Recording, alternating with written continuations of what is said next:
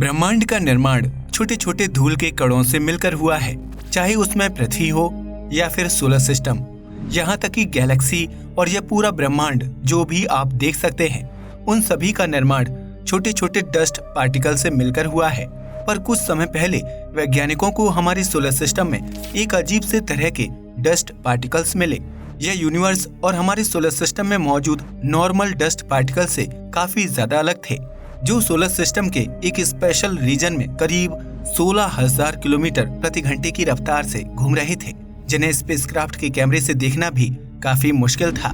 तो आज के इस वीडियो में हम इन्हीं रहस्यमयी डस्ट पार्टिकल्स के बारे में बात करने वाले हैं। एक डेनिश एस्ट्रोफिजिसिस्ट जिनका नाम था जॉन लीफ जोरजेनसेन, उन्होंने साल 2011 में अपनी नासा के सहयोगियों को कहा कि उन्हें जूनो स्पेसक्राफ्ट पर एक चौथा कैमरा भी लगा लेना चाहिए, जो कि उन एस्टेरॉयड के बारे में उन्हें बता सके जिन्हें टेलीस्कोप से नहीं देखा जा सकता, क्योंकि वह काफी छोटे होते हैं। लेकिन वे नहीं जानते थे कि आखिर इस कैमरे के जरिए उन्हें क्या देखने को मिलने वाला था।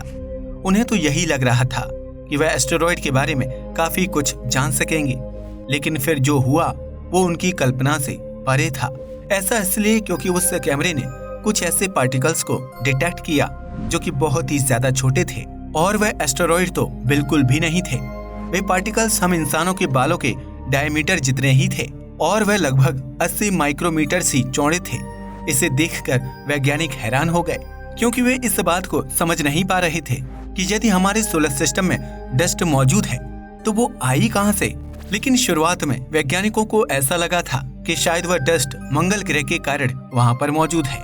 ऐसा इसलिए क्योंकि वैज्ञानिकों ने जो चौथा कैमरा जूनो स्पेसक्राफ्ट पर लगाया था, वो इसलिए लगाया गया था ताकि कोई भी छोटे सेलेस्टियल ऑब्जेक्ट को डिटेक्ट किया जा सके और उसकी जानकारी वैज्ञानिकों तक पहुंच सके। उस कैमरे को स्विच ऑन तब किया गया था जब वह मंगल ग्रह के काफी नजदीक था और वह स्पेसक्राफ्ट मंगल से जुपिटर ग्रह की ओर बढ़ रहा था। हालांकि वे डस्ट पार्टिकल्स धरती और मंगल ग्रह के बीच सबसे ज्यादा पाए गए थे। साथ ही ऐसा भी माना गया कि मंगल और जुपिटर, इन दोनों ग्रहों के बीच में जो एस्टेरॉयड बेल्ट मौजूद होती है, जहां पर कई लाखों करोड़ों एस्टेरॉयड पाए जाते हैं, शायद वह डस्ट पार्टिकल वहीं से आ रहे हों। लेकिन ऐसा नहीं था। जैसा कि हमने आपको अभी बताया कि शुरुआत में वैज्ञानिकों को ऐसा लगा था कि उन्हें एस्टेरॉयड देखने को मिलेंगे, लेकिन फिर कुछ ऐसा हुआ जो उन्होंने कल्पना भी नहीं की थी। मंगल ग्रह के नजदीक जब वह स्पेसक्राफ्ट पहुंच चुका था और वह जुपिटर की ओर बढ़ रहा था, तब उन्होंने कुछ ऐसा देखा जिसे पहले वो बिल्कुल भी नहीं समझ पाए थे, और ऐसा लगा जैसे किसी व्यक्ति ने किसी कपड़े से धूल को झाड़ा हो। इसे देखकर जोरजेनसेन के साथ साथ बाकी अन्य वैज्ञानिक भी घबरा गए थे, क्योंकि उन्हें ऐसा लगा जैसे उनकी स्पेसक्राफ्ट को कोई नुकसान पहुंचा हो।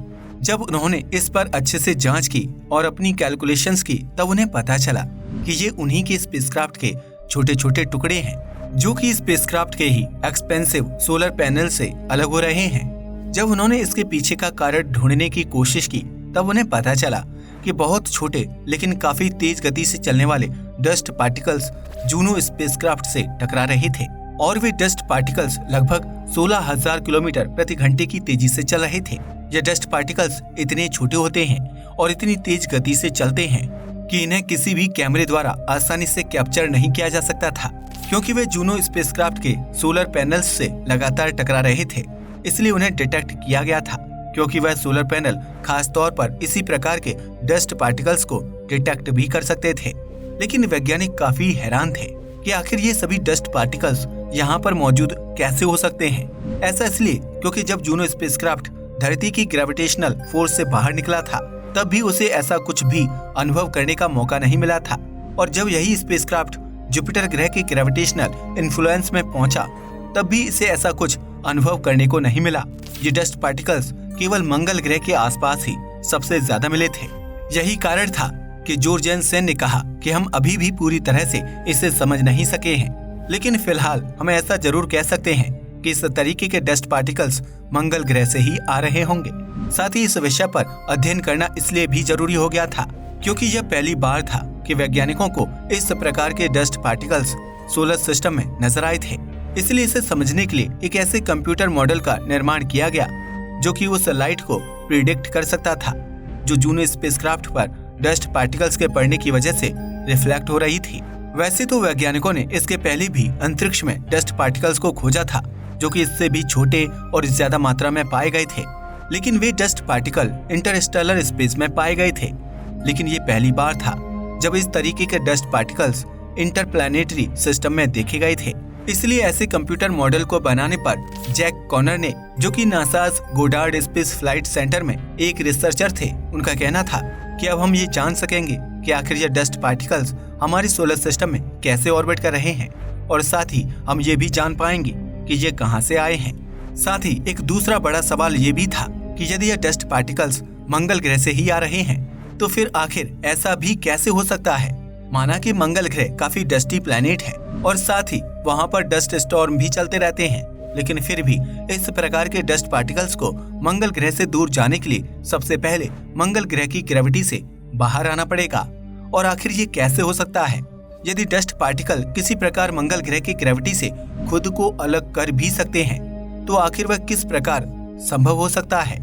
इसलिए कुछ वैज्ञानिकों का ये भी कहना था कि शायद फिर ये डस्ट पार्टिकल्स मंगल ग्रह से नहीं, बल्कि मंगल ग्रह के ग्रेविटेशनल इन्फ्लुएंस में मौजूद उसके 2 चांद से आ रहे होंगे, क्योंकि उन दोनों चांद की ग्रेविटी काफी वीक होती है। लेकिन फिर भी वैज्ञानिक इसे लेकर श्योर नहीं थे, इसलिए अभी भी इस विषय पर काफी ज्यादा अध्ययन करने बाकी थे। पैट्र पोकोर्नी, जो कि नासा में एक रिसर्चर थे, उनका भी यही कहना था कि अब हम इतना तो समझ गए हैं कि इस प्रकार के ज़ोडाइकल क्लाउड का स्ट्रक्चर काफी डिस्क्रीट है, लेकिन फिर भी इसे समझने के लिए जो भी मॉडल तैयार किया जाएगा, उससे सबसे ज्यादा जरूरी इसी बात को जानना है कि आखिर यह अस्तित्व में कैसे आया। लेकिन फिर भी उनका ये भी कहना था कि अभी भी वो भी इस विषय में कुछ नहीं कह सकते, क्योंकि जिन मॉडल्स का वो अभी इस्तेमाल कर रहे हैं, वो मॉडल्स पूरी तरह से इस सब्जेक्ट को नहीं समझा सकते, क्योंकि जूनो स्पेसक्राफ्ट केवल एक ही तरफ से इन डस्ट पार्टिकल्स को डिटेक्ट कर सकता था। इसलिए जो मॉडल अभी इस्तेमाल किए जा रहे हैं वो अधूरे हैं। साथ ही उन्होंने ऐसा भी कहा था कि वे फिलहाल इस बात को कंफर्म नहीं कर सकते कि सच में मंगल ग्रह से ही ये डस्ट पार्टिकल्स आ रहे हैं, क्योंकि जब भी मंगल ग्रह पर कोई स्पेसक्राफ्ट भेजा गया है और जितनी भी सैटेलाइट मंगल ग्रह को ऑर्बिट कर रही हैं, उनसे तो आज तक ऐसी कोई जानकारी नहीं मिली। मंगल ग्रह पर पहले से ही भेजी गई सैटेलाइट और रोवर्स ने तो ऐसा कुछ भी डिटेक्ट नहीं किया, और इसलिए ये डस्ट पार्टिकल्स कहां से आए, इस विषय में कहना सबके लिए काफी मुश्किल था। पर उन डस्ट पार्टिकल्स के बारे में पता करना इसलिए भी जरूरी हो जाता है क्योंकि हम लगातार अपने सोलर सिस्टम में कई एक्सपेंसिव मिशंस करते रहते हैं, जिसमें कई बड़ी सैटेलाइट्स और स्पेसक्राफ्ट को हमारे सोलर सिस्टम में अलग अलग ग्रहों को ऑर्बिट करने के लिए या फिर सोलर सिस्टम में एस्टेरॉइड पर रिसर्च करने के लिए भेजा जाता है। ऐसे में हम सूर्य से आने वाली सोलर एनर्जी पर ही निर्भर रहते हैं, जिससे हम अपनी सैटेलाइट्स को और स्पेसक्राफ्ट को आगे बढ़ा पाते हैं। लेकिन अगर उन पर इस तरह से इस स्पेस डस्ट पार्टिकल से सोलर पैनल्स को नुकसान पहुंचता रहा, तो ये हम इंसानों के लिए और स्पेस एजेंसी के लिए बिल्कुल भी अच्छी बात नहीं होगी। यह हमारे स्पेस मिशंस को भविष्य में इफेक्ट कर सकती है। इसलिए वैज्ञानिक इन बहुत छोटे लेकिन काफी तेज गति से चलने वाले डस्ट पार्टिकल्स के बारे में जानना चाहते हैं और समझना चाहते हैं कि आखिर वह क्या कारण है जिसके चलते वे डस्ट पार्टिकल्स लगभग 16,000 किलोमीटर प्रति घंटे की तेजी से चल रहे थे, क्योंकि यह रफ्तार काफी ज्यादा तेज है और हमारे स्पेसक्राफ्ट के लिए भी ये काफी ज्यादा नुकसान पहुंचाने वाले हैं। भले ही ये डस्ट पार्टिकल्स छोटे होते हैं, पर जैसा कि मैंने आपको बताया कि इनकी तेज गति और छोटे आकार के कारण इन्हें किसी भी कैमरे द्वारा आसानी से कैप्चर नहीं किया जा सकता था। कुछ वैज्ञानिकों का ये भी कहना था कि जब सूर्यास्त के बाद थोड़ा सा अंधेरा हो जाता है, तब यदि कोई आसमान में देखे तो उसे कुछ रोशनी सी नजर आती है, एक ग्लो सा आसमान में नजर आता है। वे भी शायद इन्हीं डस्ट पार्टिकल्स के कारण हो। इस तरह की लाइट को ज़ोडाइकल लाइट कहा जाता है। साथ ही वैज्ञानिकों का ये भी कहना था कि ऐसा इसलिए होता होगा क्योंकि जो डस्ट पार्टिकल्स सूर्य को ऑर्बिट करते हैं, वही शायद सूर्य की रोशनी को रिफ्लेक्ट करके धरती पर भेजते होंगे, जिसके कारण हमें सूर्यास्त के समय आसमान में एक ग्लो दिखाई देता है, क्योंकि उस समय डस्ट पार्टिकल्स सूर्य के प्रकाश को पृथ्वी की ओर लगातार रिफ्लेक्ट कर रहे होते हैं। लेकिन जैसा कि हमने आपको पहले बताया, अभी इस विषय पर काफी गहरे अध्ययन करना बाकी है। अभी वैज्ञानिक इस सवाल का एक कंफर्म जवाब नहीं दे पाए हैं, क्योंकि अभी उनके पास इन डस्ट पार्टिकल्स को लेकर इतना ज्यादा डेटा नहीं है कि वह उनके बारे में पूरी तरह से जानकारी दे सके और यह बता सके कि इनका पृथ्वी और सोलर सिस्टम पर क्या प्रभाव होता है। वैसे दोस्तों, आपको इन डस्ट पार्टिकल्स के बारे में क्या लगता है, हमें कमेंट करके जरूर बताइएगा।